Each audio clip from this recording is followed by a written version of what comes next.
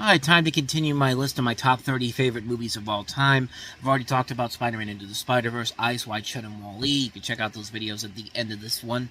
But the last movie we talked about was Wall-E, and that was an example of a kids movie with a lot of good messages about the environment and all these other different things. And speaking of kids movies with good messages, my number 27 pick is a movie that does just that, and is the perfect example of how to make a great kids movie. It's A Boy Named Charlie Brown. In addition to Winnie the Pooh, the Peanuts characters are the most timeless characters in animation history.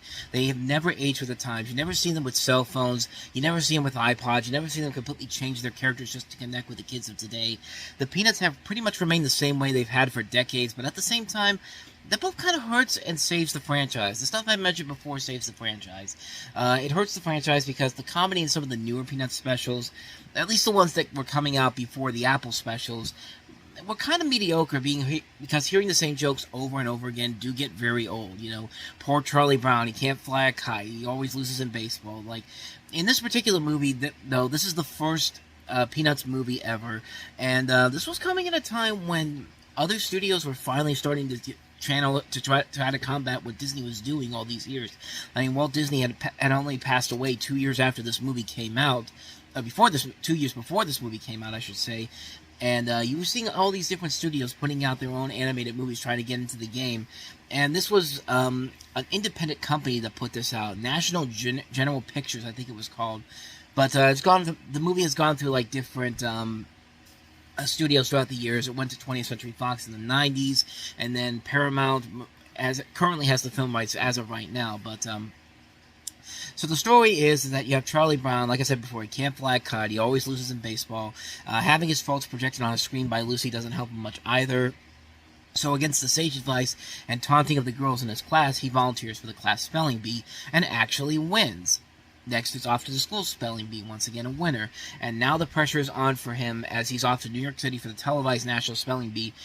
And with Snoopy and Linus present there for moral support, can Charlie Brown spell his way to a national championship? So why is A Boy Named Charlie Brown considered one of my favorite movies? A lot of it comes from a lot of the same reasons I like Wall-E. It has a great story, some great characters, a lot of great characters, some amazing animation for the time, and just a great overall message about life as a whole.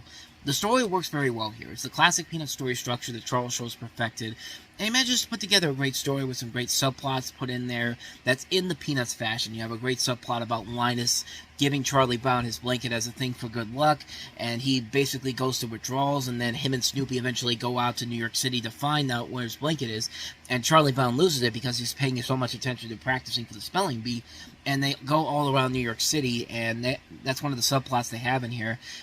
I don't think I really need to say too much more about the characters. You know who they are. You know how great they are. You really do feel for Charlie Brown. He's trying to step above what everyone expects for him and to actually be somebody. And in this, you think he's finally going to get to that point. And not so much. But we'll delve into that as we go along here. The animation in this is incredible. It's amazing how they use the same old-fashioned Charlie Brown animation seen in the TV specials at the time. And the TV specials were only about less than 4 years old when this came out. I mean, Charlie Brown Christmas didn't come out until December of 1965, but they did a pretty good job of blowing this up for the big screen and making it look as impressive as it does. It also takes in a lot of advantages with the artistic designs in several parts of the film. Like the one part that starts off right off the bat is like you have the Star Spangled Banner, the national anthem, and you just see these cool-looking animated images, the flag, and all these different designs that they have here going throughout the course of the movie. And then you have Schroeder's performance of Beethoven's Pathetic Sonata, where he's performing on his piano, and then as the song keeps going, it becomes a grand piano, and he's literally playing a piano, and you see these different unique animation styles. And then, of course, you have Snoopy skating on the ice at Rockefeller Center, which is interesting to take from this. It's an interesting approach that the filmmakers take from this, and you can tell they took a lot of inspiration from stuff like Fantasia, and more importantly, The Big Snooze, the Bugs Bunny cartoon, which Elmer quits his job, and Bugs decides to screw around with Elmer's dreams while he's sitting there fishing, and hilarity ensues after that. And keep in mind that Bill Melendez used to work for Bob Clampett on the Looney Tunes cartoons before he made the jump over to Peanuts, so it definitely makes a lot more sense there. But The music overall is really well done. The songs, they are really nicely put together. The main song of the movie, sung by Rod McEwen, basically the title song, he does a fantastic job with it. I mean, it's just such a beautiful song. And it's a song that you can just listen to all the time and you'll never get bored by it. It shows up twice in the movie, at the beginning and then at the end. But really the best thing about the movie is the overall message of the film. So basically what I was saying before is that Charlie Brown finally makes it to the National Spelling Bee. He's one of the 2 people left in there, and all he has to do is spell one word right in order to win. And that is, of course, Beagle. Because Snoopy is, of course, a beagle. Everybody thinks that he should be able to spell this so easily. And does not go well. He ends up misspelling it, replacing the L and the E and switching it around. So he basically spells it B-E-A-G-L-E-L, and basically loses the spelling bee. He returns home.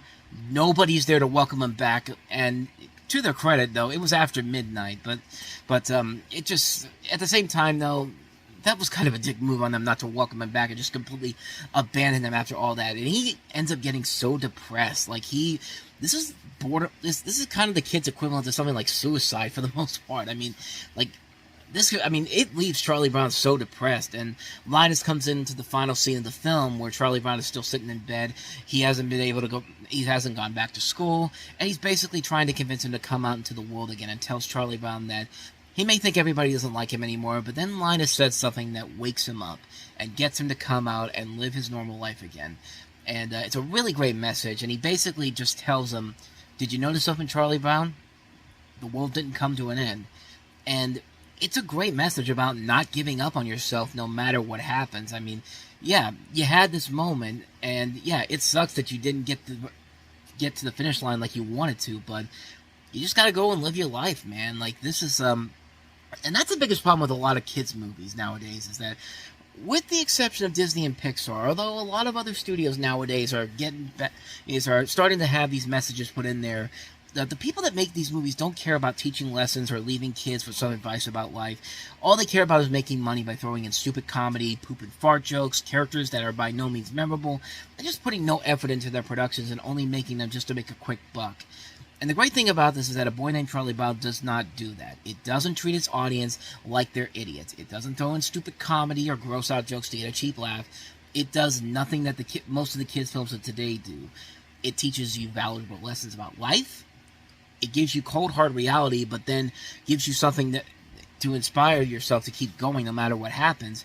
It does it with impressive animation, a lot of creativity, a great musical score, great songs, great story.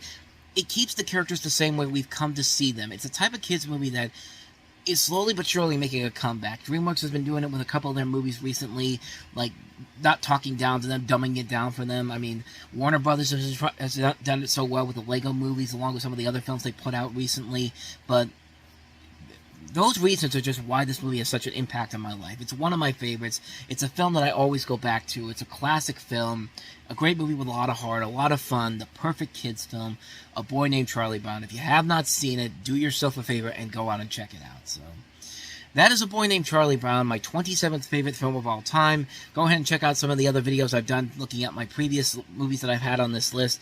And I will see you guys next week for number 26. So thanks for watching.